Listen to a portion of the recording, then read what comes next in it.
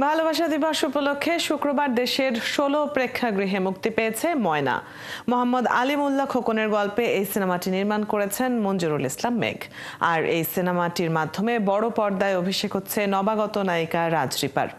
এতে তার বিপরীতে রয়েছেন ৪ জন নায়ক: আমান রেজা, আফফান মিতুল, কায়েস আরজু ও আরেফিন জিলানী। বুধবার রাতে জাজ মাল্টিমিডিয়ার অফিসে হয়ে গেল সিনেমাটির সংবাদ সম্মেলন।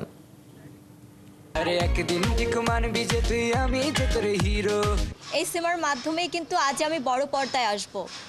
ঘুরে ফিরে কিন্তু জ্যাজের মেয়ে জ্যাজের ঘর থেকে বড় পর্দায় আসছে as a heroine. As hero আমার ডেবিউ হচ্ছে, সো এটা নিয়ে তো আমার মধ্যে এক্সট্রিম লেভেলের এক্সাইটমেন্ট কাজ করতেছে। মানে there is no bounds to express my joys. মানে seriously I have lost my words. আমি ভাষা খুঁজে পাচ্ছি না।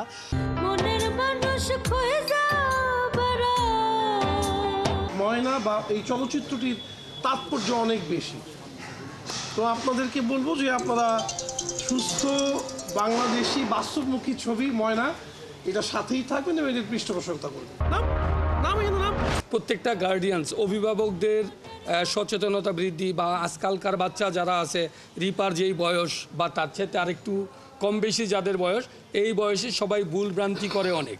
এই ভুল ভ্রান্তিগুলি যেন না করে তার জন্যই এই গল্পটা লেখা। কখনো জীবনের সঙ্গিনী। এই সিনেমার কিছু লজিক্যাল ব্যাপারগুলো, বিশেষত ফিল্ম স্টুডেন্ট যারা, তারপরে যারা নতুন ফিল্ম মেকিংয়ে আসতেছে, ফিল্ম অ্যাক্টিংয়ে আসতেছে, তাদের জন্য এই ফিল্মটা একটা আইকনিক ফিল্ম হতে পারে।